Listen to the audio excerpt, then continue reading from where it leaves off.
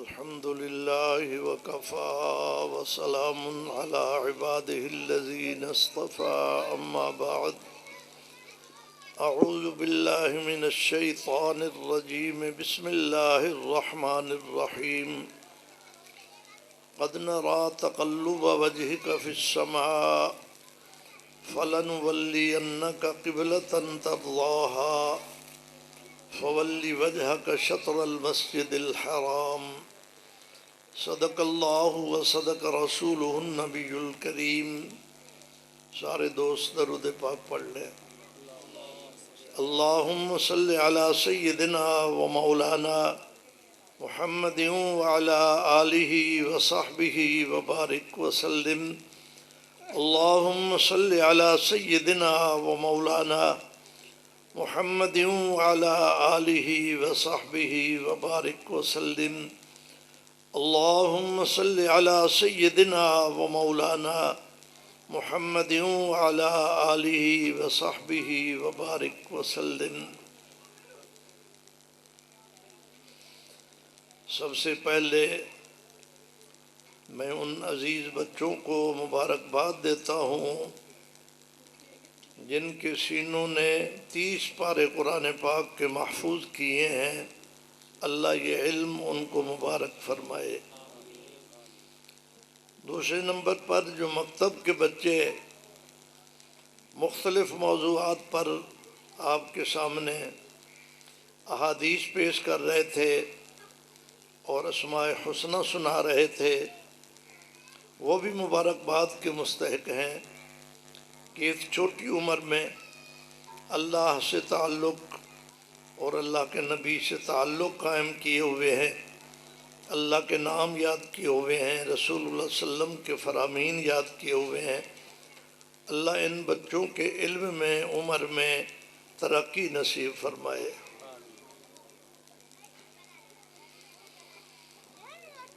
آپ کا یہ مختصر پروگرام شان مصطفیٰ کے عنوان سے ہے۔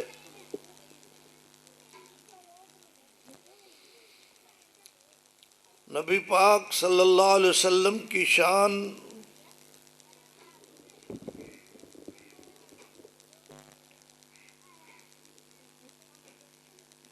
منہ کے سامنے نہیں رکھنا۔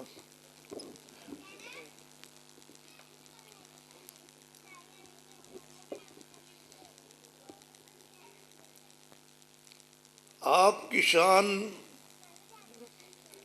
کسی انسان کے بس میں نہیں ہے کہ وہ بیان کر سکے۔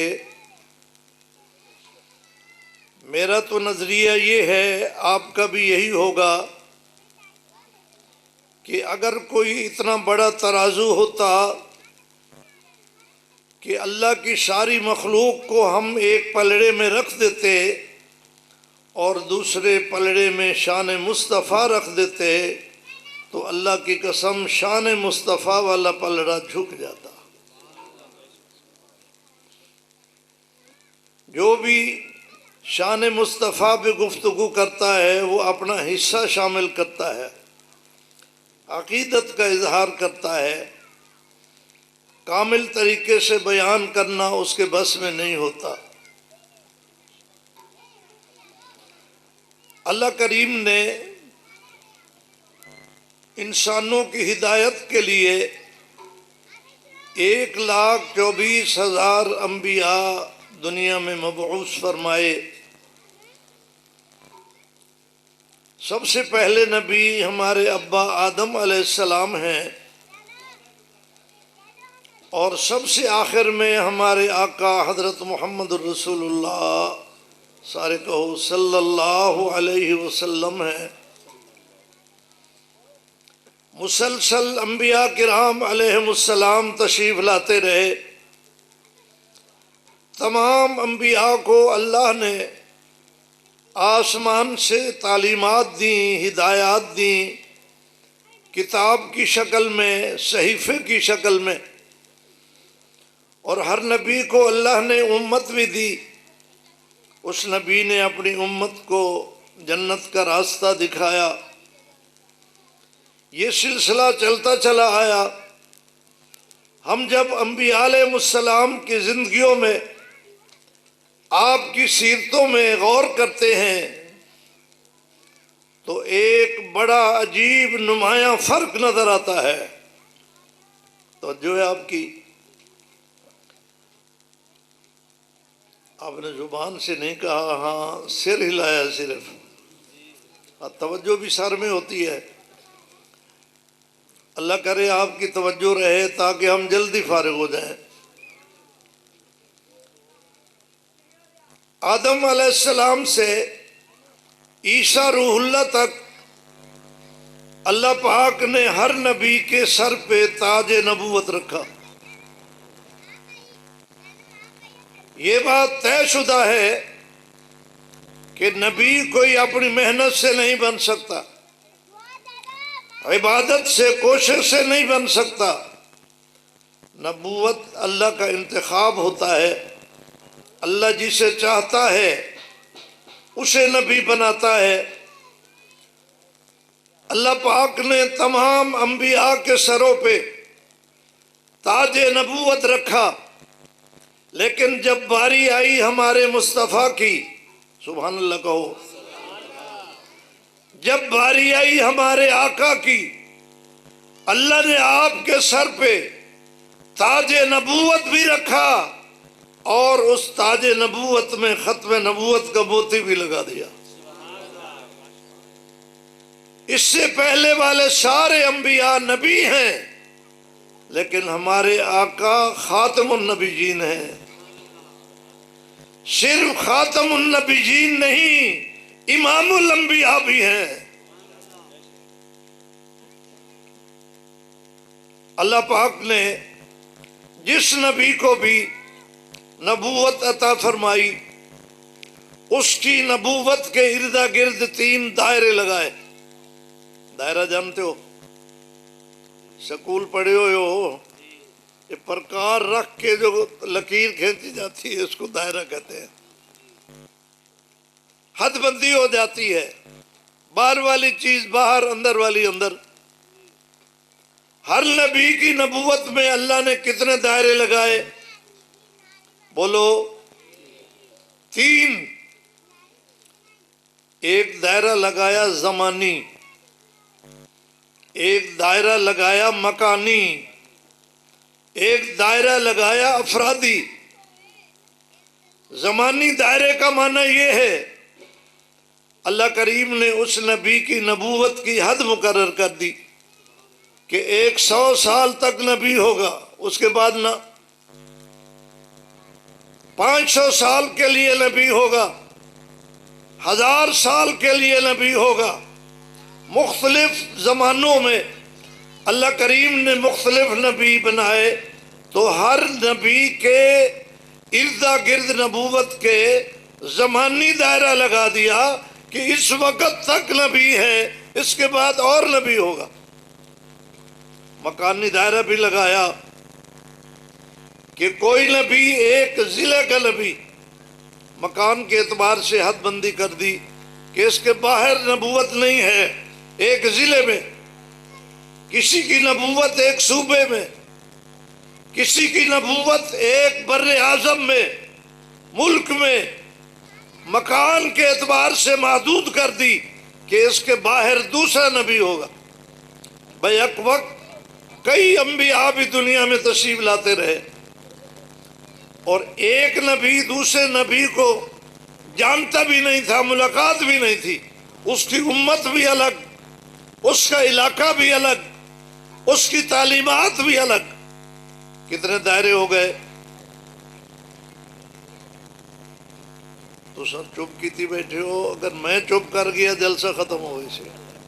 آپ بولو میرے ساتھ، کتنے دائرے ہو گئے؟ 2۔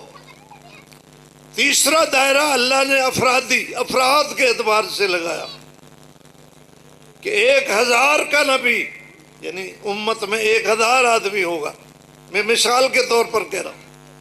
1,00,000 آدمی کا نبی، 1 کروڑ آدمی کا نبی، محدود کر دیا کہ اتنے افراد کا نبی۔ یہ 3 دائرے ہر نبی کی نبوت کے ارد گرد اللہ نے لگائے، لیکن جب نمبر آ گیا محبوب خدا کا، اللہ نے تینوں دائرے توڑ دیے. فرق سمجھیے. اس عظمت کو کون تول سکتا ہے کسی ترازو میں؟ اللہ نے تینوں دائرے توڑ دیے. زمانی دائرہ بھی توڑ دیا، مکانی دائرہ بھی توڑ دیا، افرادی دائرہ بھی توڑ دیا. اب 100 سال 50 سال کی بات نہیں ہے. اب تو جب تک یہ دنیا قائم ہے میرا مصطفیٰ نبی ہوگا.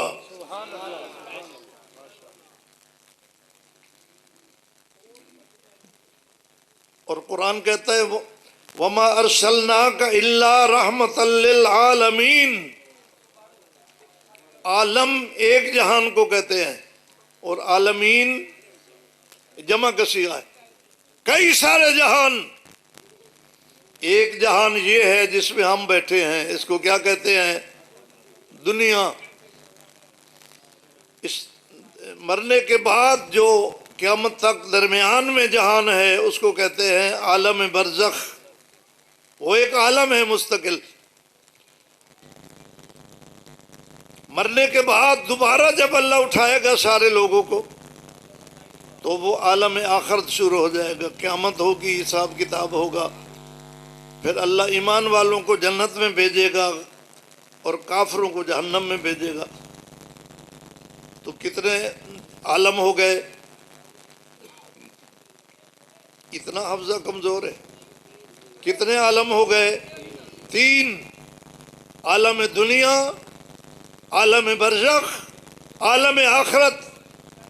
وما ارسلناک الا رحمۃ للعالمین میں یہ اشارہ ہے کہ آپ دنیا میں بھی نبی ہیں، عالم برزخ میں بھی نبی ہوں گے، آپ میدان قیامت میں بھی نبی ہوں گے. ہم یوں نہیں کہہ سکتے کہ قیامت کی صبح تک آپ کی نبوت ہے. یہ تو حد بندی ہو گئی. زمانے کے اعتبار سے کوئی حد بندی نہیں. اللہ نے دائرہ توڑ کے اعلان کر دیا کہ ہمیشہ ہمیشہ کے لیے اب میرا مصطفیٰ آ گیا ہے، اب یہی نبی ہوگا. اس لیے آپ کی نبوت، آپ کی تشریف آوری کے بعد اگر کوئی دنیا میں اعلان کرتا ہے کہ میں نبی ہوں تو ساری امت اسے جھوٹا کہتی ہے، کیونکہ نبوت تو آپ کی چل رہی ہے. آپ کے بعد کسی اور نبی کی گنجائش ہے؟ اونچا بولو. گنجائش نہیں ہے. اللہ نے کسی کو نبوت عطا کرنی ہی نہیں. اگر کوئی اعلان کرتا ہے تو وہ بناوٹی ہے، جھوٹا ہے. زمانے کے اعتبار سے دائرہ ٹوٹ گیا، مکان کے اعتبار سے بھی اللہ نے دائرہ توڑ دیا. میرے ساتھ مناظر اسلام مولانا عابد صاحب تشریف فرما ہے. ان سے ڈر بھی لگتا ہے کیونکہ یہ بہت باریک بینی سے دوربین لگا کے مسائل کا اندر جائزہ لیتے ہیں. اللہ ان کے علم میں برکت دے اور اللہ ان کو صحت بھی دے.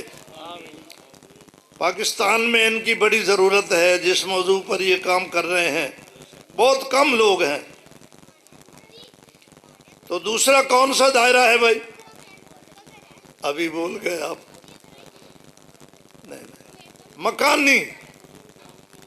میں نے آپ کو بات سنانا نہیں، پکوانا ہے. میں اس لیے بار بار پوچھ رہا ہوں، پکاؤ گے؟ دوسرا دائرہ مکانی بھی اللہ نے توڑ دیا. روئے زمین پر کوئی ٹکڑا ایسا نہیں ہے جہاں میرے مصطفیٰ کی نبوت نہ ہو. لیکن روئے زمین تو بہت مختصر ٹکڑا ہے.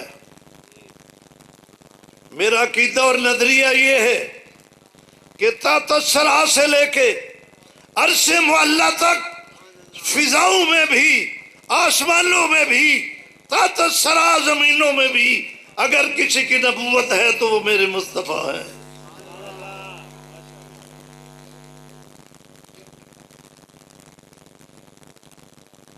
دلائل کی دنیا میں اگر ہم چل پڑے تو بات لمبی ہو جائے گی. اس لیے علماء یہ جملہ بولتے ہیں کہ جہاں تک خدا کی خدائی ہے وہاں تک مصطفیٰ کی مصطفائی ہے. یہ جملہ بالکل ٹھیک ہے. کائنات میں کوئی ذرہ بھی ایسا نہیں ہے جو آپ کی نبوت سے باہر ہو. دائرہ ٹوٹ گیا مکانی. یہ جو معراج ہے علماء آپ کو بیان کرتے ہیں یہ معجزہ ہے. اور معجزے جتنے بھی انبیاء کو اللہ نے دیے ہیں سب انبیاء کو معجزات دیے ہیں. جس حیثیت کی نبوت ہوتی تھی اسی حیثیت کے معجزے بھی ہوتے تھے. معجزے کا مطلب ہوتا ہے کہ وہ کام نبی کر سکتا ہے اور کوئی نہیں کر سکتا، اور نبی کی بھی اپنی طاقت استعمال نہیں ہو رہی ہوتی، رب کی طاقت استعمال ہو رہی ہوتی. معجزہ گواہ ہوتا ہے نبوت کا. تو زمین پر تو مصطفیٰ کے معجزات پھیلے ہوئے ہیں، بکھرے ہوئے ہیں. آپ احادیث کی کتابوں میں پڑھیں گے تو آپ کو جگہ جگہ معجزات نظر آئیں گے. بعض معجزات کا تعلق پانی کے ساتھ ہے، بعض معجزات کا تعلق آگ کے ساتھ ہے، بعض معجزات کا تعلق پہاڑوں کے ساتھ ہے، بعض معجزات کا تعلق جانوروں کے ساتھ ہے. یہ معجزات پھیلے ہوئے ہیں اور یہ گواہی دے رہے ہیں کہ یہ اللہ کا سچا نبی ہے. میں نے حدیث میں پڑھا ہے کہ ایک دن عبداللہ بن مسعود رضی اللہ تعالی عنہ، جو رضی اللہ تعالی عنہ بعد میں بنے، مکے میں بکریاں چلا رہے تھے. حضور پاس سے گزرے. آپ نے فرمایا عبداللہ تیری بکریوں کے تھنوں میں دودھ ہے، ہمیں دودھ چاہیے. اس نے کہا میں تو نوکر ہوں کسی آدمی کا، بکریاں اس کی ہیں، میں کیسے دودھ دے سکتا ہوں؟ میں تو دودھ نہیں دے سکتا. آپ نے فرمایا تیرے ریوڑ میں کوئی ایسی بکری ہے جو دودھ نہ دیتی ہو؟ اس نے کہا جی ہاں ہے. تو میں اس کو لے آؤں. اب جو بکری دودھ نہیں دیتی اس کا مطلب ہے اس کے تھنوں میں دودھ نہیں ہوتا، اس کے اوپر والے حصے میں دودھ نہیں ہوتا، جو دودھ کی تھیلی ہوتی ہے اس کو کیا کہتے ہیں آپ؟ ہوانا. دودھ اس میں تھا ہی نہیں. وہ لے آیا پکڑ کے عبداللہ. حضور نے اپنے مبارک ہاتھ لگائے اور فرمایا برتن لاؤ. آپ نے اس میں دودھ نکالنا شروع کر دیا، وہ دودھ دینا شروع کر دیا. اس نے نکال کے عبداللہ بن مسعود کو پلایا، میں پیو. ساتھ ایک اور آدمی تھا، فرمایا تم پیو. جب یہ دودھ پلا لیا تو بکری کو کہا کہ دودھ واپس کر دو. بکری جیسے پہلی تھی ویسے ہی ہو گئی، پھر دودھ نہیں تھا اس کے تھنوں میں. عبداللہ بن مسعود نے جب یہ معجزہ دیکھا، یہ معجزہ ہے، اللہ کی طاقت استعمال ہو رہی ہے، تھنوں کا کمال نہیں ہے، تھنوں سے یہ دودھ نکلتا ہوا. عبداللہ بن مسعود نے جب آنکھوں سے دیکھا اس نے کہا مصطفیٰ مجھے کلمہ پڑھاتے جاؤ. مسلمان ہو گیا.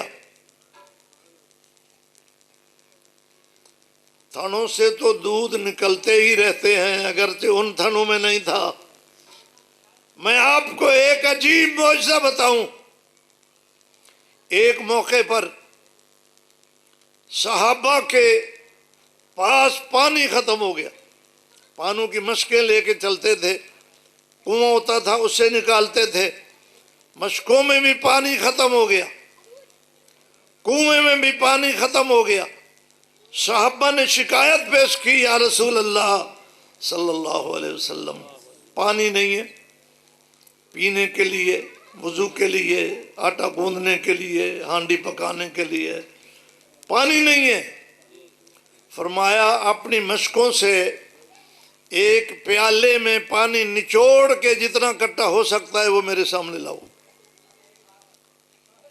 مشقوں کے اندر چند قطرات بچے ہوئے ہوتے ہیں، وہ نچوڑ کے ایک پیالہ چھوٹا سا حضور کی خدمت میں لائے. اس میں مختصر سا پانی تھا. آپ نے اس میں اپنی مبارک انگلیاں رکھی. صحابہ کہتے ہیں انگلیوں سے پانی کے فوارے نکلنے شروع ہوئے. اللہ کا نبی نے فرمایا اب لو پانی.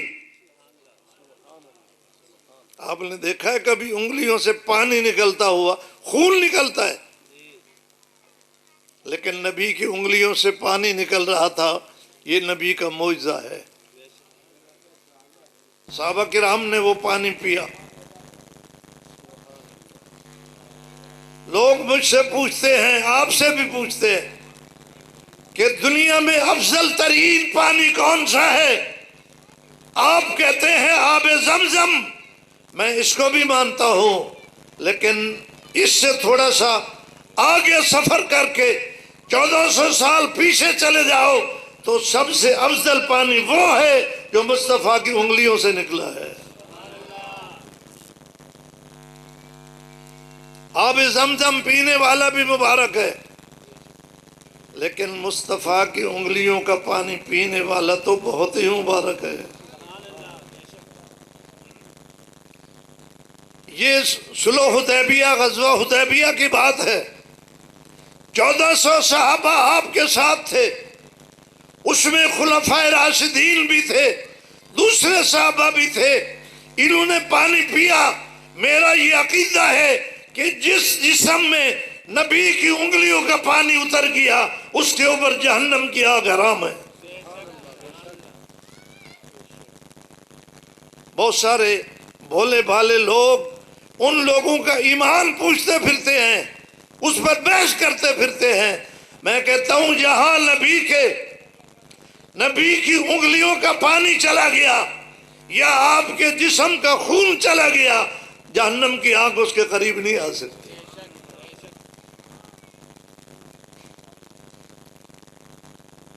جہنم کی آگ تو اس کے قریب بھی نہیں آ سکتی جس پر مصطفیٰ اپنے پیار کا ہاتھ پھیر دے.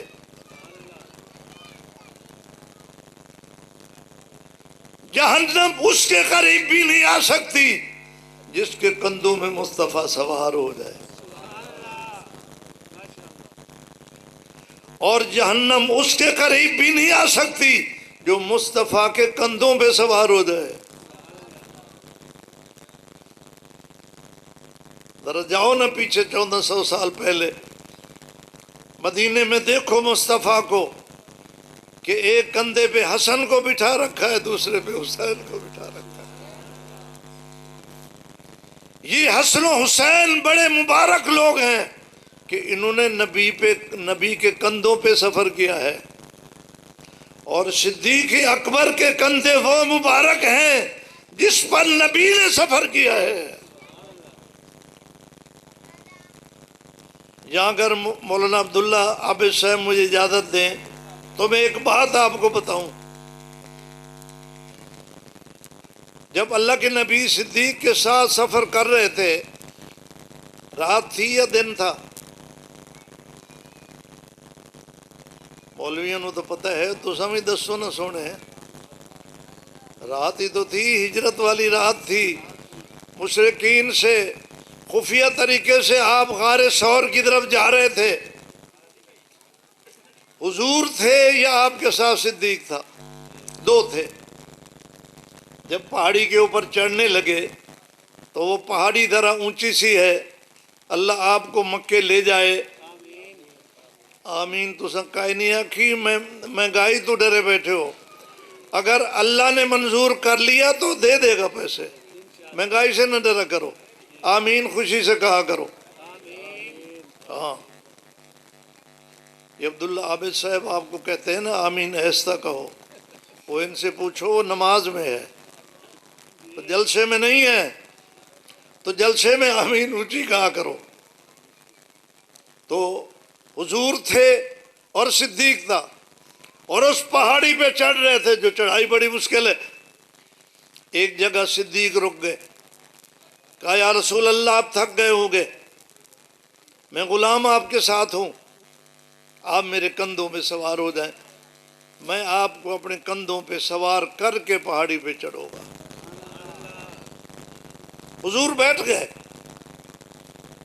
سیرت کی ساری کتابوں میں لکھا ہے حضور بیٹھ گئے اور صدیق اکبر حضور کو اٹھا کر غار ثور کی طرف لے گیا.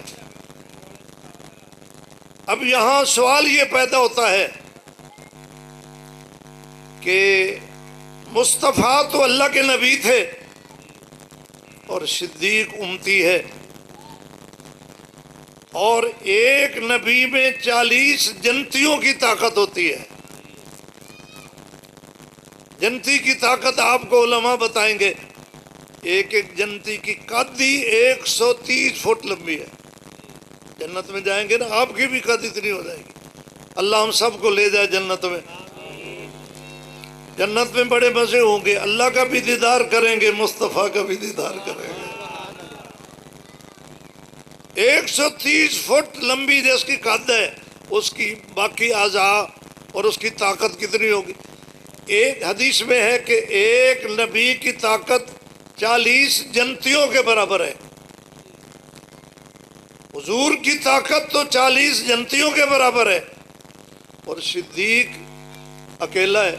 امتی جو ہے اس میں تو 40 آدمیوں کی طاقت نہیں. صدیق کہتا ہے یا رسول اللہ آپ تھک گئے ہوں گے، میرے کندھوں پہ آ جائیں. حضور نے آگے سے یہ نہیں کہا، عذر نہیں کیا کہ صدیق میں نہیں تھکا، میں تیرے کندھوں پہ نہیں بیٹھتا. حضور کو یہ کہنا چاہیے تھا، آپ رحمت للعالمین تھے، کہ تو مجھ سے زیادہ تھکا ہوا ہوگا، میں تیرے کندھوں پہ نہیں بیٹھتا، تو اپنا سفر کر میں اپنا. لیکن حضور خاموشی سے صدیق کے کندھے پہ بیٹھ گئے. اصل میں دنیا کو پیغام دینا تھا کہ یہ آقا ہے، یہ عاشق ہے. عاشق نہیں تھک دے. ہماری زبان میں محاورہ ہے کہ عاشقاں بندھیاں تیاریاں تے دلی ڈھائی کو. پرانے زمان میں کو ہوتے تھے نا، اب تو میل بھی ختم ہو گئے، کلومیٹر ہے. کو 1.5 میل کے برابر ہوتا ہے، تو 2.5 کو مطلب یہ ہے کہ جب عاشق ہمت کر لے اس کے لیے کوئی مشکل نہیں ہوتی. شان والے نبی تھکاوٹ کی وجہ سے صدیق کے کندھوں میں نہیں بیٹھے، صدیق کی عظمت کو بڑھانے کے لیے بیٹھے ہیں.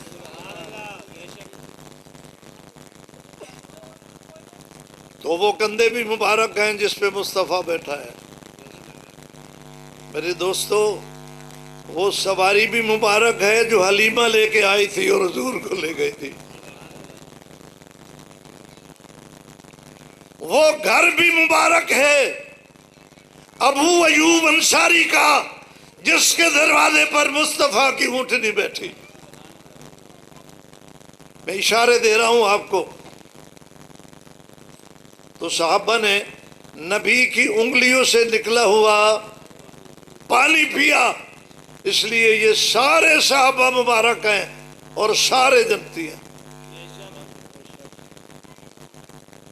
دنیا کفر اگر الٹی بھی ہو جائے پھر بھی نبی کی انگلی کا پانی پیا ہوا آدمی جہنم میں نہیں جا سکتا. یہ عقیدہ ہے ہمارا. تو معجزات کی بات میں بتا رہا تھا کہ یہ معجزات نبی کی نبوت کے حساب سے ہوتے ہیں.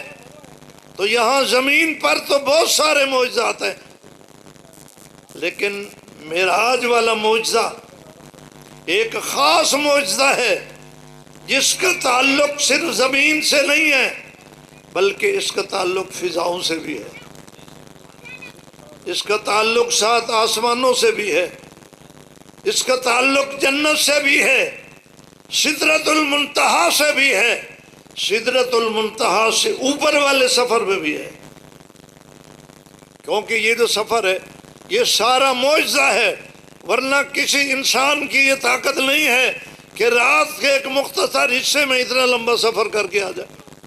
یہ معجزہ ہے. اور معجزہ ہم اس لیے مانتے ہیں کہ وہاں علی کل شیء قدیر کی طاقت استعمال ہو رہی ہوتی ہے. وہ تو جو چاہے کرے. حضور کی سواری کا نام کیا ہے؟ براق.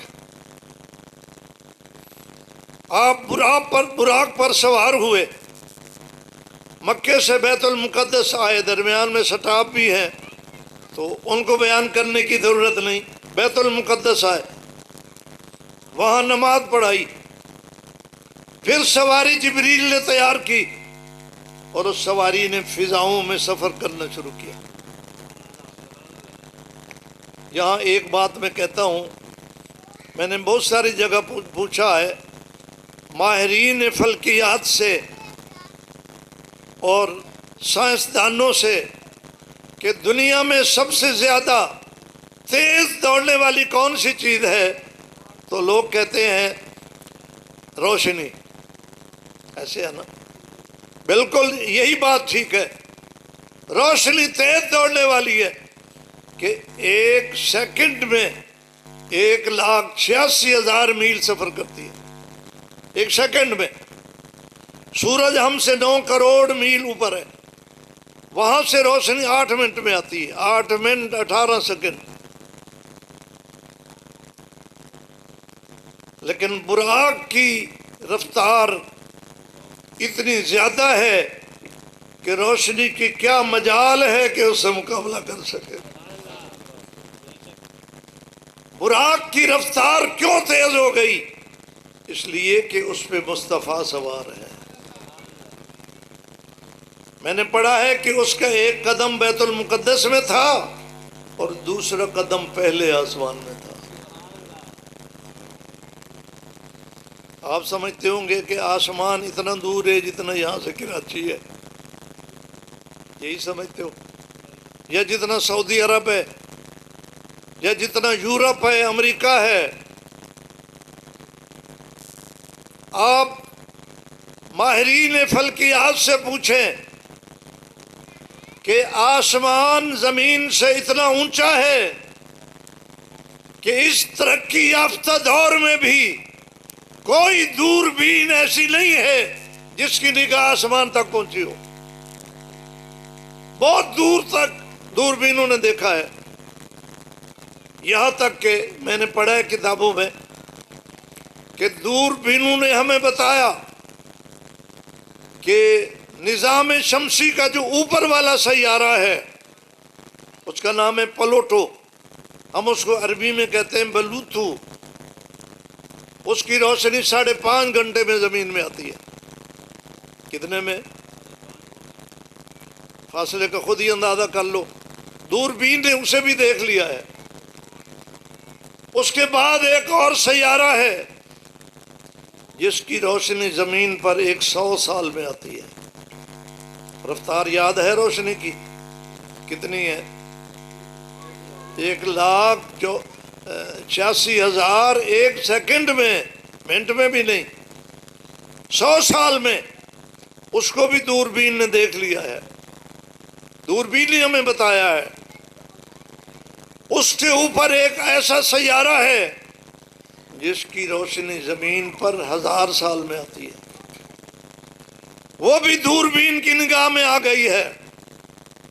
اس کے بعد ایک سیارہ ہے جس کی روشنی زمین میں 20,000 سال میں آتی ہے. اس کے بعد ایک سیارہ ہے جس کی روشنی زمین پر 1,00,000 سال میں آتی ہے. یہ آسمان کے نیچے نیچے ہے. دوربین آگے جا کے خاموش ہو گئی. آسمان اس سے بہت اونچا ہے. اگر اللہ کے نبی ہمیں نہ بتاتے تو ہمیں بھی کوئی پتہ نہ چلتا. سائنسدانوں کی سائنس رک گئی، ان کی دوربینیں، ان کی آنکھیں بند ہو گئی. اللہ کے نبی نے بتایا کہ پہلا آسمان بھی ہے، دوسرا بھی ہے، تیسرا بھی ہے، چوتھا بھی ہے، پانچواں، چھٹا، ساتواں بھی ہے. 7 آسمان ہیں.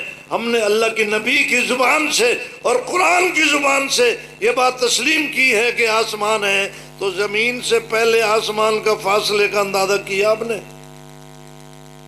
بلندے نے سونے ایک قدم میں براق نے یہ طے کیا، ایک قدم میں. پھر دوسرے آسمان سے تیسرے کا بھی اتنا فاصلہ ہے، پھر چوتھے کا بھی، ایک ایک قدم میں یہ سفر طے ہوتا گیا. اللہ کریم نے مصطفیٰ کو براق پر سوار کرا کے خادم کو ساتھ کیا، جبریل امین ساتھ تھے، کہا میرے مصطفیٰ کو لے کے آؤ. یہاں زمین پر بھی ملاقات ہو سکتی تھی، اللہ ہر جگہ موجود ہے. کیا خیال ہے؟ اللہ ہر جگہ موجود ہے، یہاں بھی موجود ہے. وَنَحْنُ أَقْرَبُ إِلَيْهِ مِنْ حَبْلِ الْوَرِيدِ، ہماری شاہ رگ سے بھی زیادہ قریب ہے. لیکن اللہ نے اپنے محبوب کو وہاں بلایا. در حقیقت جب یہ سواری مصطفیٰ کو لے کے اڑ رہی تھی تو ہر بلندی والے سیارے کو یہ پیغام دیتی جا رہی تھی کہ تو اپنی بلندی پہ ناز کرتا ہے، مصطفیٰ کی سواری تو اس سے بھی آگے جا رہی ہے. پہلے آسمان سے جب سواری گزری، آگے فرشتوں کی دنیا ہے، وہاں فرشتے عبادت میں مصروف ہیں. کوئی لاکھوں سالوں سے قیام میں ہے، کوئی لاکھوں سالوں سے رکوع میں ہے، کوئی سجدے میں ہے، کوئی قعدہ میں ہے. ایک ایک رکن ایک ایک فرشتے کے ذمے ہے اور وہ نماز میں مصروف ہیں. ان فرشتوں کو اپنی نماز پہ ناز تھا، ہونا بھی چاہیے کہ انہوں نے نہ روٹی کی چھٹی کرنی ہے، نہ نیند کے لیے وقفہ کرنا ہے. وہ تو 24 گھنٹے سجدے والا سجدے میں ہے، قیام والا قیام میں ہے. تو وہ سمجھتے تھے کہ ہماری جیسی نماز شاید کسی کے پاس نہیں ہے. مصطفیٰ جب وہاں سے گزرے تو یہ پیغام ان کو زبان حال سے ملتا گیا کہ جو نبی یہاں سے گزر کے اوپر جا رہے ہیں، ان کی امت کو ایک ایسی نماز ملی ہے جو تم سارے فرشتے تقسیم کر کے پڑھ رہے ہو. سمجھ نہیں آئی؟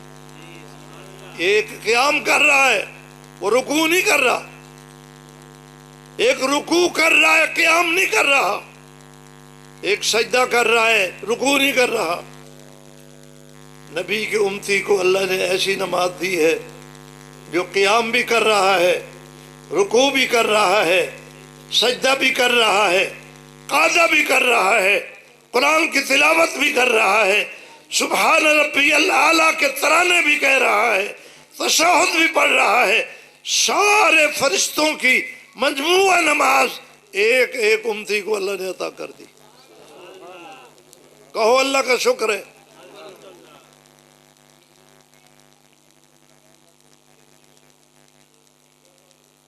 اس کے باوجود تھکے تنے تھوڑے تھوڑے نہیں تھکے. مجھے امید یہی ہے، اس لیے کہ جب مصطفیٰ کا ذکر چھڑ جائے تو مومن نہیں تھکتا. تھکاوٹ ہوتی بھی ہے تو اتر جاتی ہے. اللہ آپ کو سچا عاشق بنائے.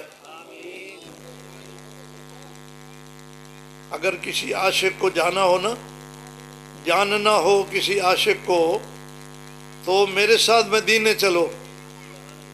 میں تمہیں بتاؤں کہ نبی کا عاشق نبی کے پہلو میں سویا ہوا ہے. صدیق اکبر کلمہ پڑھا، باہر لکھ لے. بازار میں لوگوں نے مارا، زخمی کر دیا، بے ہوش ہو گئے، اٹھا کے گھر لے گئے. کافی دیر کے بعد ہوش آیا. اماں نے کہا بیٹا کیا کھاؤ گے، بیٹا کیا پیو گے؟ حدیث کی کتابوں میں پڑھو، آپ کی آنکھیں کھلیں گی کہ عاشق اس کو کہتے ہیں. کہا اماں مجھے نہ غذا چاہیے نہ دوا چاہیے، مجھے دیدار مصطفیٰ چاہیے.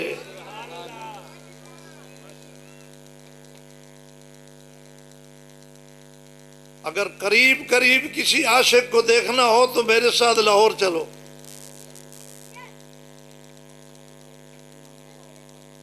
وہاں غازی علم الدین شہید سویا ہوا ہے۔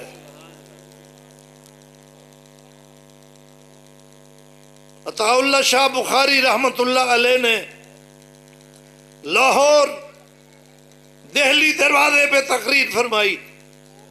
ایک ہندو نے توہین کی تھی حضور کی، احتجاج چل رہا تھا، شاہ صاحب نے، عطا اللہ شاہ بخاری نے، دنیا میں ایسا خطیب آج تک نہیں گزرا امت میں جیسا خطیب عطا اللہ شاہ بخاری تھا۔ اللہ نے کیسی خطابت دی تھی، 9 گھنٹے گرجتا رہتا تھا، نہ خود تھکتا تھا نہ مجمع تھکتا تھا۔ 1 گھنٹے کے بعد خطیب کو پسینہ آ جاتا ہے، اور خطیب نہ بھی تھکے تو لوگ تھک جاتے ہیں سننے والے۔ 9 گھنٹے تک رات کو بولتا رہتا تھا، گرجدار آواز میں۔ عطا اللہ شاہ بخاری نے کہا، لوگوں دروازے سے باہر دیکھو، اماں خدیجہ عائشہ آئی ہوئی ہیں کہ نبی کی امت کہاں گئی ہے، نبی کی امت کہاں گئی ہے، ہماری توہین ہو رہی ہے، مصطفیٰ کی توہین ہو رہی ہے۔ یہ نوجوان بیٹھا تھا، یہ کوئی صوفی نہیں تھا، عالم نہیں تھا، بڑا پرہیزگار نہیں تھا، لیکن عاشق مصطفیٰ تھا۔ اللہ میں سچا عشق نصیب فرمائے۔ یہ وہاں سے اٹھا، سیدھا اس بے ایمان کے پاس گیا، اس کو قتل کر دیا۔ کیس چلا، محمد علی جناح اس کے وکیل تھے، میاں والے جیل میں ڈالا گیا، کیس چلتا رہا۔ ایک موقع پر محمد علی جناح نے اس سے کہا، علم الدین، آپ اگر اپنی زبان سے ایک دفعہ کہہ دو کہ میں نے نہیں قتل کیا تو میں بری کرا دوں گا، تیری جان بچ جائے گی۔ توجہ ہے؟ غازی علم الدین شہید نے کہا، وکیل صاحب، میں نے اپنی زندگی میں نیکی تو یہی ایک کی ہے، اس کو بھی ضائع کر دوں؟ نہیں، انکار کیا، پھانسی چڑھ گیا۔ اس کی میت کو لاہور لائے، علامہ اقبال نے اپنے ہاتھوں سے اس کو قبر میں اتارا۔ میں نے کتاب میں پڑھا ہے، علامہ اقبال جب اس کو قبر میں اتار رہے تھے، کہہ رہے تھے، اسی دا گلہ ہی کرتے رہے، درخان دا پتر نمبر لے گیا۔ یہ درخان تھا، لکڑی کا کام کرتا تھا۔ یہ عاشق ہیں جن کو اپنی زندگی کی پرواہ نہیں ہے، ناموس مصطفیٰ کے لیے جان کو فدا کر دیتے ہیں۔ اللہ اکبر۔ کیا بتا رہا تھا آپ کو میں؟ فرشتوں کو اللہ پاک نے نماز کا ایک ایک حصہ عطا کیا، اور ساری نماز، سارے حصے امتی کو عطا کیے۔ اس کے باوجود جو امتی نماز پڑھتا ہے وہ پوری نماز سارے فرشتے مل کے بھی نہیں پڑھ سکتے۔ آپ حیران ہوں گے کہ وہ سارے ارکان تو ادا کر رہے تھے، قیام بھی کر رہے تھے، رکوع بھی کر رہے تھے، تسبیحات بھی پڑھ رہے تھے، قادہ بھی بیٹھے ہوئے تھے، الگ الگ فرشتے، تو پوری نماز کیوں نہیں پڑھ رہے تھے؟ میں نے جب غور کیا تو یہ بات مجھے معلوم ہوئی کہ وہ سب کچھ کر رہے تھے لیکن قرآن نہیں پڑھ رہے تھے۔ آپ کی نماز میں قرآن ہے؟ کیونکہ فرشتے قرآن پڑھ ہی نہیں سکتے، صرف جبریل کو اللہ نے یہ طاقت دی ہے کیونکہ وہ قاصد ہے، قرآن لاتا ہے، باقی فرشتے قرآن نہیں پڑھ سکتے۔ جب فرشتوں کو قرآن سننے کا شوق ہوتا ہے تو آپ کے مدرسے کے طالب علموں کے پاس آ کے بیٹھ جاتے ہیں، ان کی پیاری پیاری زبان سے قرآن سنتے ہیں۔ تو جو مومن کو اللہ نے نماز دی ہے، یہ فرشتوں کو مکمل نماز نہیں ملی۔ اگلی بات سنیے، مصطفیٰ کریم یہ بھی ان کو پیغام دیتے جا رہے تھے کہ تمہاری نماز لمبی ضرور ہے، لیکن درجے کے اعتبار سے میرے امتی کے 2 نفل تمہاری ساری نمازوں سے بہتر ہے۔ اب مولانا عابد صاحب میرے اوپر غصے ہوں گے کہ یہ کہاں سے نکالی بات؟ میں نے حدیث پڑھی ہے، اللہ کے نبی نے فرمایا پچھلی رات کی 2 رکعتیں دنیا و ما فیہا سے بہتر ہے، خیر من الدنیا و ما فیہا۔ دنیا میں یہ سب کچھ آ گیا، خزانے بھی آ گئے، فرشتے بھی آ گئے، ان کی نمازیں بھی آ گئیں، ان سب سے مومن کی 2 رکعتیں پچھلی رات والی بہتر ہے۔ یہ نبی کی سواری جا رہی تھی اور یہ پیغام دیتی جا رہی تھی کہ مصطفیٰ کی نبوت زمین تک محدود نہیں ہے، جہاں تک یہ معجزہ جا رہا ہے مصطفیٰ کی نبوت بھی جا رہی ہے۔ بس پونا گھنٹہ ہو گیا ہے، یہیں بس کرتے ہیں۔ اللہ تعالی ہمارے اس پروگرام کو قبول فرمائے۔ اگر زندگی رہی اور آپ سے ہماری ملاقات ہوئی تو انشاءاللہ 7ویں آسمان سے شروع کریں گے۔ وآخر دعوانا الحمدللہ رب العالمین۔